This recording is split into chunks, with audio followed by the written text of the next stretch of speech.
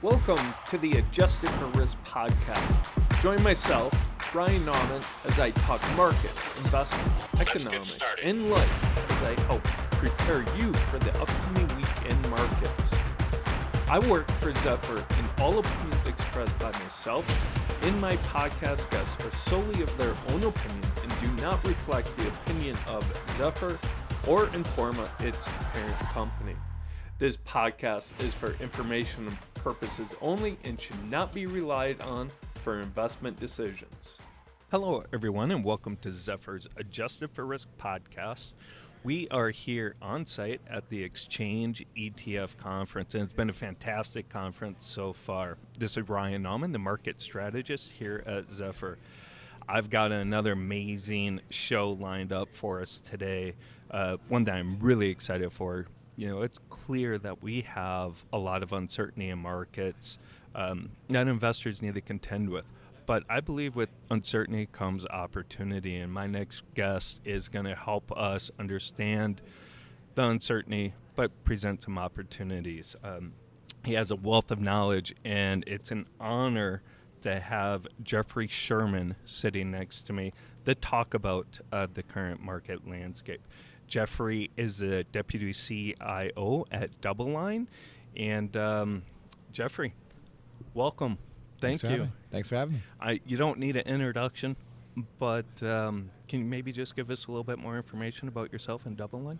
Yeah, as you said, I serve as the Deputy Chief Investment Officer. On a day-to-day, I oversee the investment team, and so as a side job, I run our macro asset allocation team, which helps distill down the macro environment and try to use that as the foundation for how we think about kind of managing through cycles. But that also means that we've got to look at risk and return.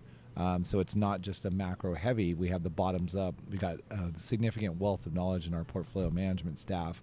On average, our senior portfolio managers have about 17 years of experience working with our team. Okay. And so what you have is, a bunch of people that have been doing it together for a long time. We've learned a lot together. We've seen a lot of cycles. And I don't think we've seen this cycle. So I'm not sure how much that wealth of knowledge is going to drive it. Yeah. But the one thing we can do is distill it down to the basics. And that basics is always follow the money, follow the dollar, follow the cash flow. And in today's environment, I think that's becoming a little more important because, again, it's the risk you've identified. So I'm sure we'll get deeper into it, but that's a brief intro there. Yeah, fantastic. I'm really excited for this conversation. I'm sure there's going to be a ton of knowledge shared, so thank you. Thank you again. You mentioned the macro side. It's really the elephant in the room. There's just so much uncertainty. I mean, where do we start? We have the unpredictable tariffs, geopolitical concerns. We've got inflation, and we had the Fed, and I mean, we can argue about the Fed all day, but they probably have no idea what's going on either with tariffs and the impact, and you can kind of see it in their last meeting. Well, you said probably. I think Jay Powell said it. Did he not? Did he not say it at the press conference that there is just a magnitude of uncertainty? And he was really pressed when he said, the dot plots come out, as we call them colloquially, but it's the statement of economic projections. And what happened is the median forecast for growth came down to 1.7. The inflation rate ticked up to over 2.7. 2.7 for this year. And they still have 2 rate cuts priced into there. And, Jay was really pressed on that, but I think he answered it very well. And he said that, there's a lot of uncertainty. He said if you look at the range of the forecast for each of those metrics, there's more distance across them, or there are wider ranges about that. And so the median, although it gets there, there's a lot of things that are, I call them the pull and the push. He didn't say that of the market. And I think he answered it very well. And he said that, unlike, let's say, the tariff policies, which change every single day, economic policy, especially set by the Federal Reserve, it takes time to get into the economy. And we call those the long and variable lag effects of monetary policy. And ultimately, he said, we don't need to tinker with it. We don't know. And so right now, the best forecast is the one we had from the previous area. And then he was pressed on if you lower growth and increase inflation, should you still be cutting? And I think he danced around it quite well. And he's like, I don't want to tinker with it yet. And I think it's the right call. And, you and I were talking before we started recording, you're talking about the volatility of yields, right? And rates, right? And if you think through it, we're sitting in the middle of the trading range we've been in for 18 months. And how can that be, right? How can that be with everything? And I think it's because of the uncertainty. I can paint you a picture of how to get inflation right now. I can paint you a picture of deflation right now. I think those forces are somewhat offsetting each other to keep us in the middle. And so on a day-to-day, it feels choppy. And again, that creates some trading opportunities at times. But really, rates are kind of in the middle of where we've been for a long period of time. Yeah, it's interesting. So with rates and then yields, it's interesting. While maybe it's in the middle, but it's been a roller coaster, right? Really since September, it raised a lot of eyebrows that the Fed started cutting rates, but then yields rose.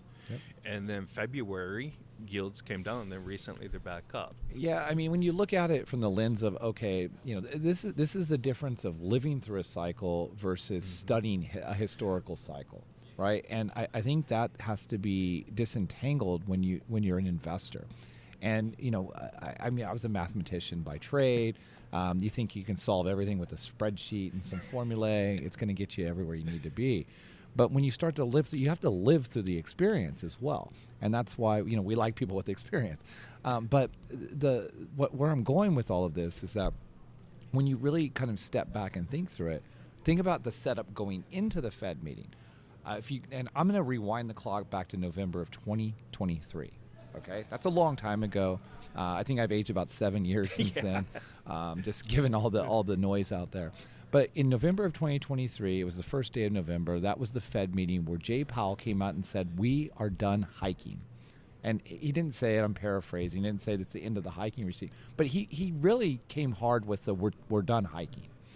And the bond market, or let's say the rates market, heard we're cutting rates.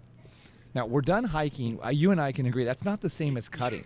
But all of a sudden, within 2 months, the market had a forecast of 7 rate cuts, or 175 basis points of cuts for 2024. And then, all of a sudden, the inflation rate came back up a little bit. The base effects kicked in, some new signals from the housing market. And so we didn't get the slowing that people thought from inflation. So now rates come back up. Bond market's wrong. Then, all of a sudden, we get to the summer. And the economy was doing well. The consumer has been consuming. We can talk about the challenges of that. But ultimately, by the time we got to the summer, the economic data started to soften. And when I say soften, the bond market here is recession, right? The data is getting softer. It was not getting recessionary. It was weaker than forecast. And by the way, it had been performing above expectations for like 14 months. And so now here we go again on the roller coaster. Late June, we started to see rates come back down. And so we're using this line of sand, the Fed meeting in the middle of September. But that was kind of the inflection point. It was the low in rates practically, plus or minus a week. And what that was is all of a sudden the data started to pick up again. And, some people would say it's the political side that maybe as, the Trump trade was coming in. I think rates were just too low. And as a manager, we had cut duration a bit at that point. And we said, look, it just doesn't feel right. And looking at credit markets, these things, I'd rather own some other exposures. And so it wasn't a huge move for us, like a quarter year or so. But, that's what, bond guys, we get excited about stuff like that. We're really fun at cocktail parties too. But if you now go forward, you had a strong fourth quarter, right? And so the economic data is saying you don't need cuts. By the way, when we made that decision, there were 9 cuts priced into the market between September and June of this year. That's 225 basis points.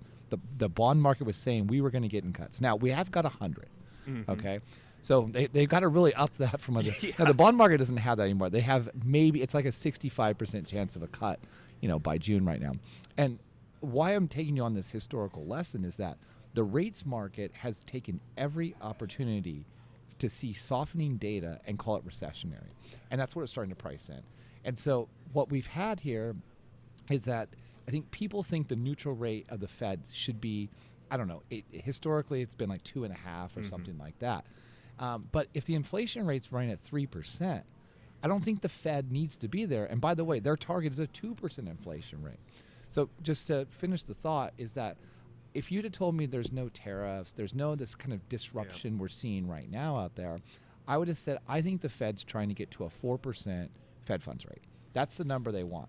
By the way, if you look at the 2 cuts they're kind of pressing, that's the high end of the range, would be 4%. I think that's where they want to go. That's where they wanted to get to, and I thought they would get here by March, but then we got the Trump, what was happening at the election. And all of a sudden, the tariffs came out, all these policies, DOGE, the things that, and this is, we haven't even talked geopolitically, right? We're just talking about our own domestic, kind of policies here. And so I think what you see with the Fed is that now they're worried about inflation. Now they're worried about this, so they can't cut. And they, and the other problem that I think the Fed had, and from the election to the end of the year, I think there was definitely animal spirits in the marketplace. It was almost an everything rally. Right now, rates did go up a little bit, but credit was strong. Commodities were strong. Bitcoin was strong. Crypto was strong. Equities were strong, because it was like, okay, we know that Trump is pro-business. Yeah. So it got priced in. Then all of a sudden, it's like, wait, is he serious about these policies? Wait, they're going to let people go with the government? Wait, they're really going to deport people? He told you all of this, but we had so much fervor. And so I think what you're seeing right now is that we're selling into, okay, we got to take this guy serious. We've got to take the policy serious. And even though they may not be historically done, we're going to get some of these.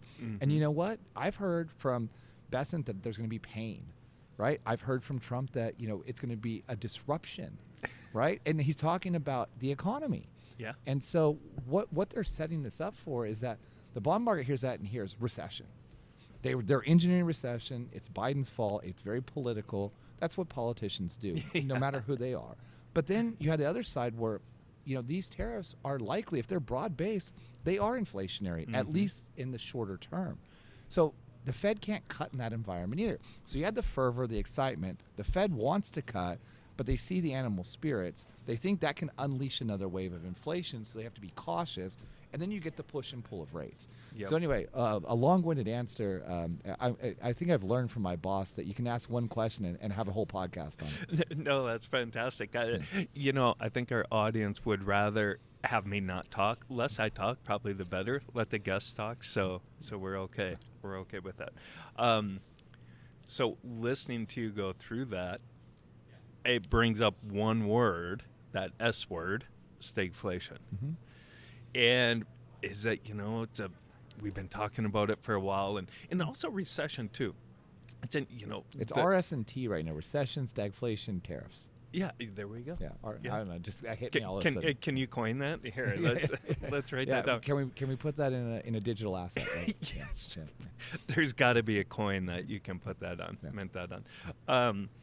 But the yield curve was inverted how many years ago, and everyone thought recession's coming. The consumer stayed strong, supported the economy. Should we doubt the economy? I mean, you're right. The data is softening, right? Tariffs, there's uncertainty, so you can't really. The sentiment is softening too. Don't forget, and that's a powerful force of markets, right? And I'm cutting you off because I want to go back to that. Like stagflation is a 1.7% growth rate and 2.7 inflation. Is that stagflation? Really? I don't know. I mean, there's no great definition. When we study the word stagflation, we think of late 70s, early 80s, right? That was a disruptive time. We went to the fiat currency, Bretton Woods, right? And so I think when you think through it, I think we kind of abuse that word. But again, we used to grow pre-pandemic a little bit below 2%. From the GFC, the global financial crisis, to the pandemic, the GDP growth rate was roughly 2.4% per annum, but the inflation rate was below that. So you're getting real growth of 2.4. You're getting inflation that was about 1.8 or so, and so you got nominal GDP of 4.5. Well, now I just take those two numbers. I got nominal GDP close to 4.5 again. It's just a different mechanism. And why do I talk about nominal GDP? Because that's the actual growth rate of the economy. You may not like inflation, but part of it, when you're debt laden, you should like a little bit of inflation. And so I'm not sure if it's the stagflation environment that you run for the hills of the 70s days where everything goes down because it's a massive repricing. And that's not what 2022 was. The yield curve was inverted because the Fed had to be aggressive. They had to because they believed a different T word And he used it again at the last press conference and got castigated for it. But it's I think there was a drinking game for every time that T word was transitory, used. right? Yeah, Before, I said it. And the new T word is tariff. And talking to clients, before this last press conference, I was like, I think Trump's tariff is like Powell's transitory. It's like all we hear about. But the thing is that the Fed had to move fast and they had to tighten policy. But the issue was, and it's a big difference, is that corporate America and the consumer were massively ahead of the Fed. And what I mean by that is that they refinanced debt. If you were an asset owner, let's say you happen to own a home or real estate, you had to refinance that. I mean, if you didn't get a text, email, a pamphlet in the mail, they came through every source of media. And so there was this massive refinance with the consumer. We restructured our biggest liability for most people is their mortgage. You restructure it at a 30-year rate with a low coupon, 2.5%, 3%. And so what that did is that put people in a better footing going forward. Corporate America did the same thing. So by the way, the Fed slamming on the brakes, hiking the fast they've hiked when they're not in these very high rate cycles, and they rate 525 basis points over 18 months, right? And they didn't crush the economy, and so it led to an inverted curve. But the thing is, if you had access to capital markets like a corporate issuer, you didn't get impacted by it. What did it impact? It impacted the Fed funds rate, which leads into SOFR today, which also is the base rate for prime rate. So the prime borrowing rate for high quality borrowers is usually 300 basis points over Fed funds. So that means all of a sudden you've got like an 8.5% prime rate. Well, that's going to slow down some activity, but that didn't slow down corporate America if you can access the bond market. Right. So also who gets impacted by it? Floating rate debt. That's why we've seen more problems in the loan market than elsewhere because the coupons reset. So what you find throughout this environment is that it was a small segment of the economy that got impacted. Now, it's always tough to say it's a small segment. Don't worry about it, because if it's you, it hurts way worse. So I think the inversion of the curve is always to be on watch. The de-inversion historically has been the thing to watch. And so this was a big debate we had around the tables of DoubleLine. And it was like, okay, the curve's uninverted, here we go. And so we went back and we did some research on it. We looked at all 7 episodes. That's not a lot. This has happened. Exactly. At the de-inversion, and it led to recession every time. So it's like, okay, it's a perfect forecasting. So why didn't we have one? I postulated the idea that, what it is, the Fed was so far behind, they were tight. But because of the structure of the debt, the bond market, if you look at the uninversion, it's not that the belly of the curve, the 10-year treasury even, rallied. It's just the front end came down. So historically in those other 7 episodes, the Fed was late to cut rates. And so that cutting led to, it's because there was massive economic weakness leading into those cuts. So it's a different environment. And I'm not saying that means we're out of the woods yet, by any means. And I actually think today, even with an upward sloping yield curve, there's more recession risk than there was when we de-inverted. Okay. Is that, again, going back to that T word, because of the uncertainty there and the negative impact that we could have from... Yeah, I mean, look, tariffs, look, if they're broad-based and they're just unilateral across the globe, it can't feel good to anybody, right? I mean, look, if you tell me everything that we import's going up, okay, what happens to prices? Okay, well, obviously the imports go up by the tariff. Maybe they only go up 90% of it because you can negotiate some of it. But do we have the substitute good in the U.S. that there's the manufacturing of that good to be able to offset it? And in most instances, the answer is no. Not at least enough. There's a reason we import. We import. It's not just the cost of it. It's that we don't produce it because we've had this global trade for so long. So tell me they're unilateral. I tell you there's a recession coming. But I don't think they're completely unilateral. He's backed off. It seems he has not backed off. It's leaked out that he, the president, has backed off. And they're going to be more targeted. But he said autos are in play. Pharma's coming next. I think he's going to go after pharma simply because of the fentanyl stuff. So he correlates those things. But so this is like, okay, cost of things are going up. So not only do we have this big inflation problem that we had from a few years ago, we're self-imposing it in some manner. And, anecdotally, when he did the 17, 18 tariffs, you got to remember, we cut taxes first. He stimulated the economy through corporate America. Everybody focuses on personal tax. Yeah. That doesn't have the big multiplier. It's corporate taxes that have the bigger multiplier. He stimulated first and then tariffed. The order is different here, and sequencing matters. But the bigger thing, too, is that what are we doing with Doge? I don't know yet. No, I don't think many people do. And I'm empathetic to the concept. No one thinks the government is 100% efficient, right? I don't think you're gonna. Yeah. And you're gonna say yes. There's ways we can improve it. Should we shut down arms of it? I don't know. I'm not smart enough to know, and it's not my business to know. But I know people will lose some jobs in this. Will the private sector hire them? Potentially. I don't know. Again, it's skills. If you look at JOLTS, we have more jobs available than people looking for work. And that leads me now to the immigration policy, deportation.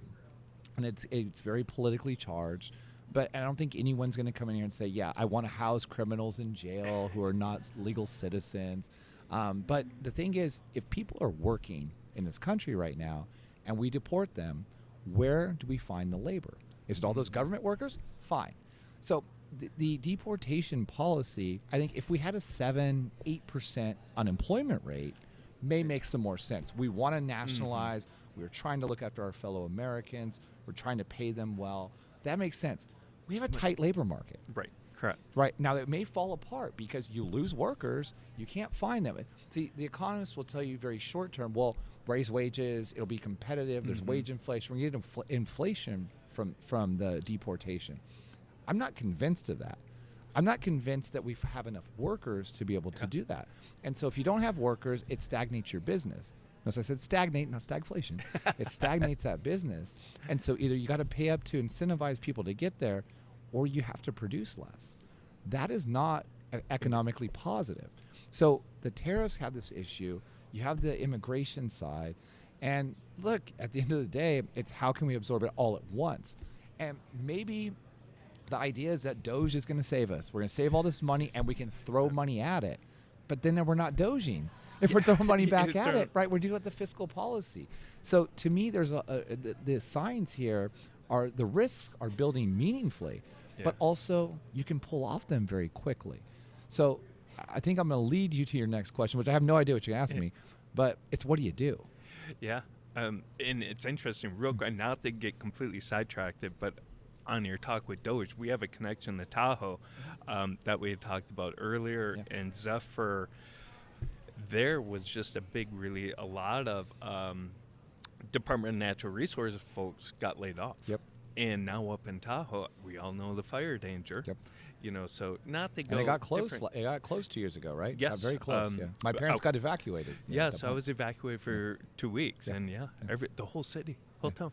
I will say the casinos in Reno were very accommodative too. When you told them you had that, I think they gave my parents rooms like $19 a night. So you know what happened? So yes, at the beginning, a lot of casinos were very accommodating, but then there was a big event that next second week, and they jacked up the prices, and they just got hammered, their brands. But not to sidetrack, but it's interesting the different impacts Doge has. Right or wrong, that it has goes to knock-on debate. effects, right? And it has knock-on effects, and I think you're seeing that. You're seeing, town halls. You're seeing across the country in very red areas being upset. You're seeing kind of the favorability wane on the independents in some of this, and so the question is, does it change the policy or not? We're a long way from midterms, and so how is the political backbone to keep this going? And look, at the end of it, there's going to be job losses here. Yeah. And the question is there replacement via the private sector? And that is a massive unknown. And ultimately, you look at it's affecting the real estate market. They're canceling contracts. They're canceling, but they're already paid for them.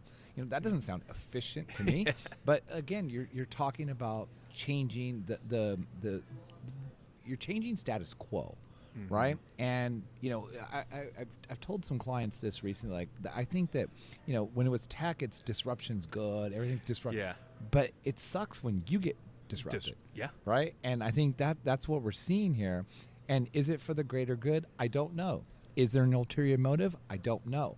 And so that's the thing. And I always joke, isn't it great when your portfolio manager comes in and says, I don't know?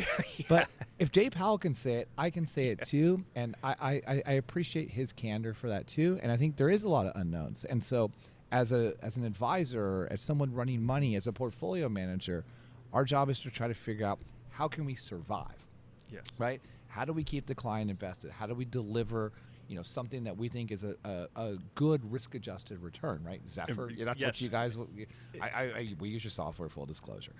But the thing about it is that when you kind of break it all down, you know that there's a lot of policies that could cause inflation, that could cause a slowing growth, and you've got to play for all those things simultaneously, right? And so to us, that's what we're trying to go today. Yeah, no, that's fantastic. And just trying to help create those portfolios, reduce the risk, risk-adjusted returns, and it's a challenge out there.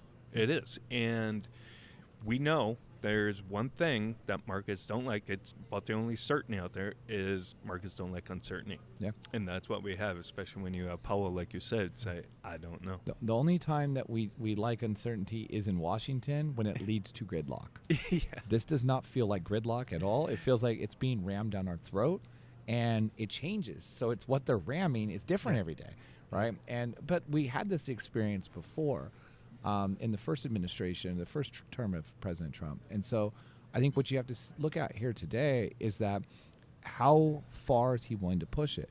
One thing I do note is that it's been 9 weeks or something that he's been in office, he hasn't referenced the market once. Now, Which when I is say the market, surprising. the Yeah. stock market. And Right. we used to joke he liked the Dow over the S&P because the numbers were bigger. Yeah. Right? Yeah, it's bigger, so it's got to be doing better. But that was just a joke. But the thing is, they have looked at one market, and they keep talking about the bond market. They keep referencing the 10-year Treasury. Interesting. And so, I mean, look, yeah, it'd be nice to get the 10-year down for the government to roll over the debt that has to roll over. But is that better for people? Yes, it means borrowing costs on a mortgage or longer dated kind of loans. Maybe it's better for car loans too, that you can bring that down a little bit. But how do you get it down? Well, there's kind of two ways. You change growth expectations. The bond market goes, well, slower growth, slower inflation means I've got way too much real yield today. You got to find new buyers. Mm-hmm. And problem is, with the global uncertainty and the targeted tariffs and the going around the world and historically allies here, they're not going to be too excited about buying our debt. Especially when you talk about, well, we'll just make you buy it, and you're going to put the coupon at 0 for you, and so like there's some outlandish ideas, but look, you have to at least put it in your toolkit of things you look at today. Yeah. Yeah. So let's talk more about credit spreads. Sure. We have a high yield credit spreads, which is really interesting. It's up 8%, north 8%. What does that mean? For a while, especially when everyone was talking about recession a few years ago, credit spreads were pretty narrow. Right. What's very interesting about all this? Well, first of all, credit spreads were narrow. I think it was in I want to say like August or September of 21. High yield, not spreads. High yield yields. The index yielded like 3.5. Mm-hmm. Because it was just blind risk taking. Like, hey, everything's great. We've juiced the economy. There's so much money flowing around. It may not feel like it to some of our listeners out there, but again, when you expand the monetary base by 35% in roughly 18 months, you're gonna get some of this activity. And so now, and at that time, the high yield market was hot. There was issuance everywhere, and you had these coupons out there. But then you also had a period that was earlier than that, and this was late 2020, where spreads on high yield were in the 600 range. Mm-hmm. But the base rate, because it priced off like 5 years, was like 50 basis points. So, and in some cases, you were talking about coupons coming out at 7, 8. It's like, oh my gosh, whenever these companies have to refi, it's going to be a disaster. And the high yield market's callable. It's a little too technical, but the debt gets rolled over quicker than it does in the investment grade market. But last year, even though rates were meaningfully higher, there was a massive amount of reissuance. Why? The spread was tighter. All of a sudden, the yield is the same.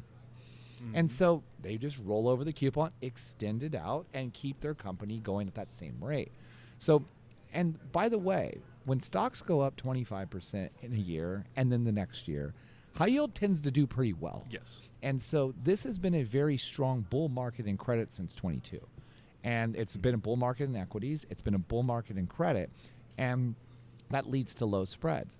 So if you're not being paid for incremental risk, why are you taking it, right? And so that's where we're thinking at it today. And look, I heard, during the summer of 23, what's a yield buyer? It's all in yield, spreads don't matter. And that rhetoric gets repeated, usually near tights and spreads. Yeah.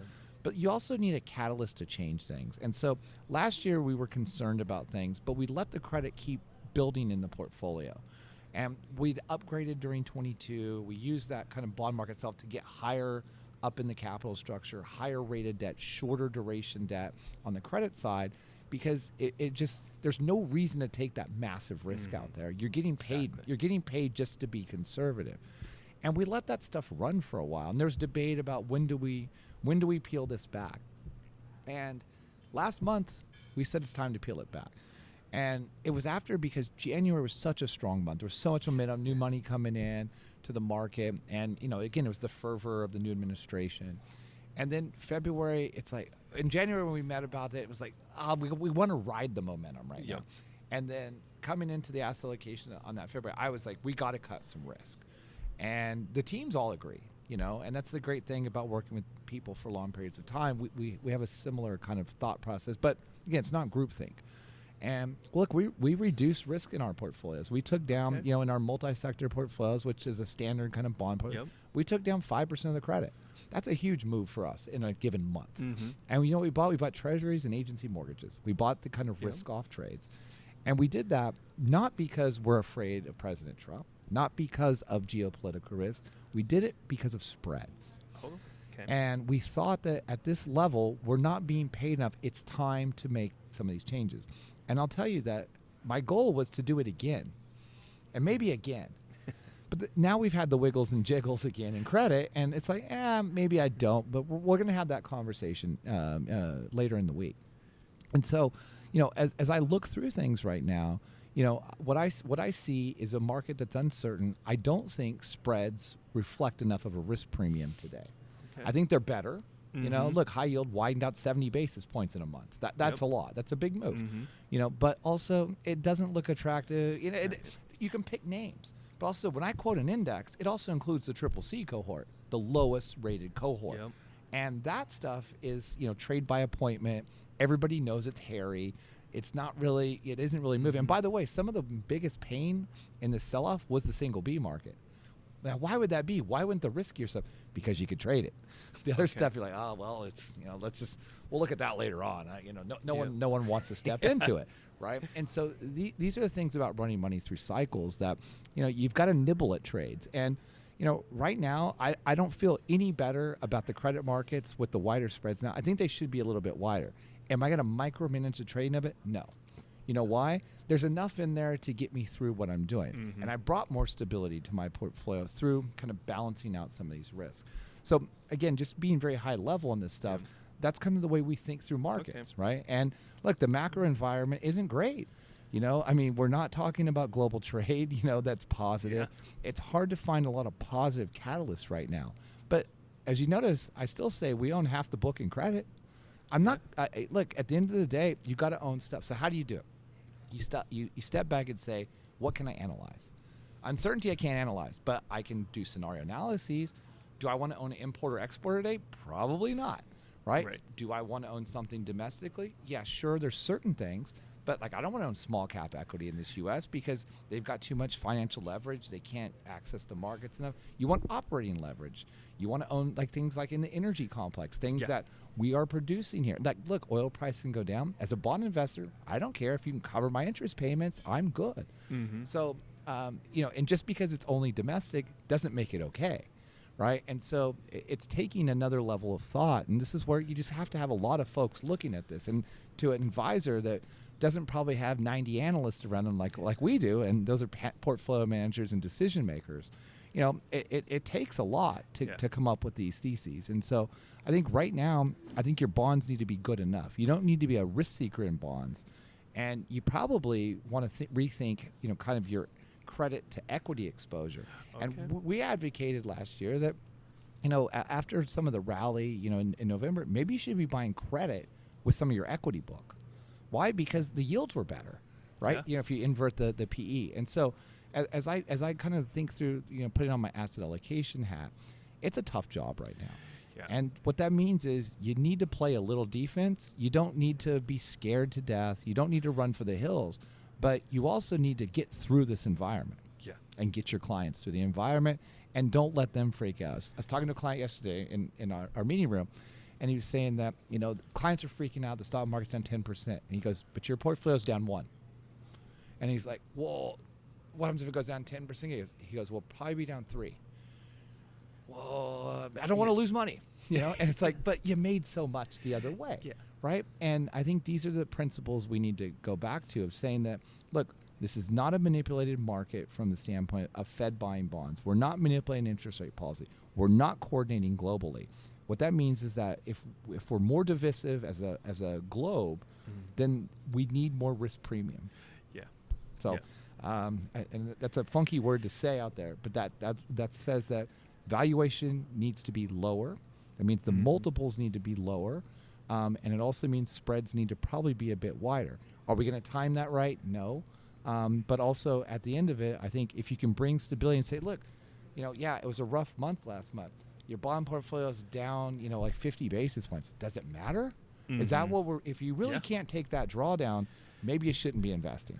It's really interesting, Jeffrey, real quickly. I just recently did a paper talking about drawdowns. There has not really very many drawdowns when you go back like over 10%. I think there was like 8 over time that are more than 10%. And then when you look at inner year drawdowns at 10% or corrections, they happen quite a bit.